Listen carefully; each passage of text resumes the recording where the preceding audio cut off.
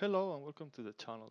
In this video we see how to add a drop-down to multiple cells in Excel using VBA macros.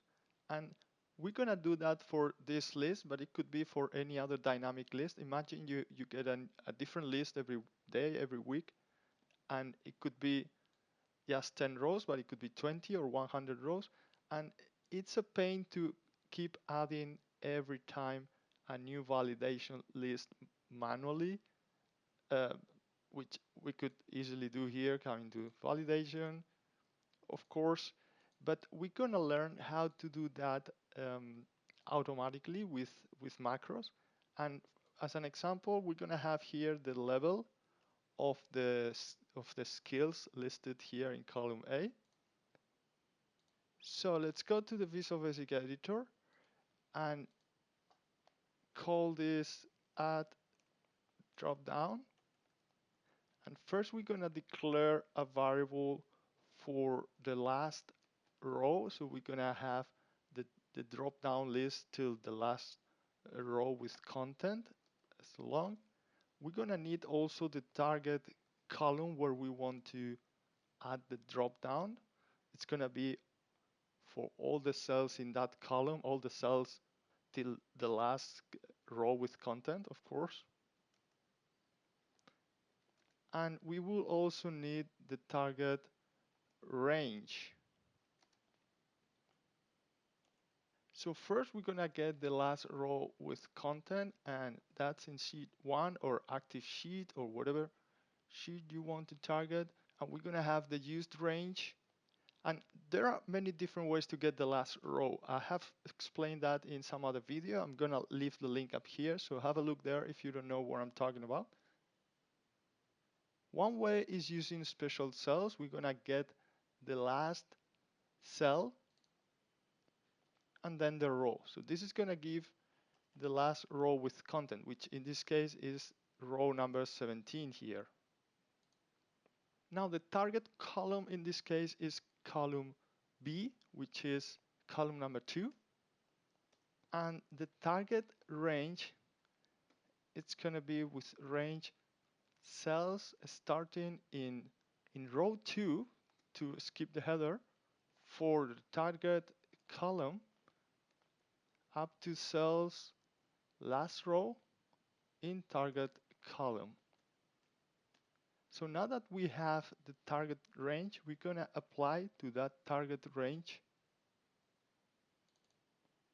or target RNG, it doesn't matter, I put here target RNG, target range.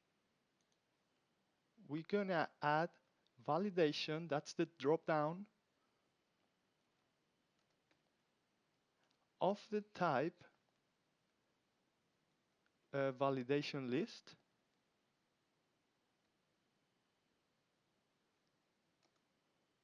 And with the contents in the formula one as follows. And this could be just a comma delimited string, or we can also refer to a particular range in this sheet or in any other sheet. In this example, I'm gonna have a simple comma delimited string. So the level is gonna be either beginner, intermediate, or advanced.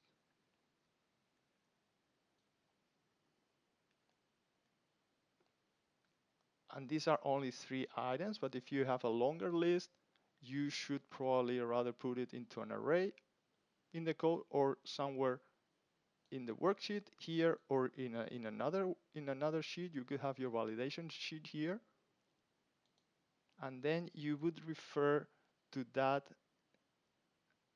up here as, well, I'm gonna put it here, something like equals sheet 2. In this case, if we have it in sheet 2, from A1 through A10, for example. Yeah, that's how it would look like if you want to use the data in the worksheet. But in this case, we are using just a comma delimited string, and you could also put that into a variable. Yeah, if I put all of this in a variable like my list, a string variable, we could have here my list. Now, one important thing is we should delete any previous validation. Now there is no validation here because it's the first time we're going to run the macro. But in case we run the macro several times, it will prompt an error. So we should rather first delete any previous validation. So this is a step we need to do before actually adding the validation. So if I run the macro now, you see now we have a validation with the 3 values in every cell, and not in this one, in every cell till the last one in this list. So that's how we add a drop down to multiple cells in Excel using VBA macros. Thanks for watching.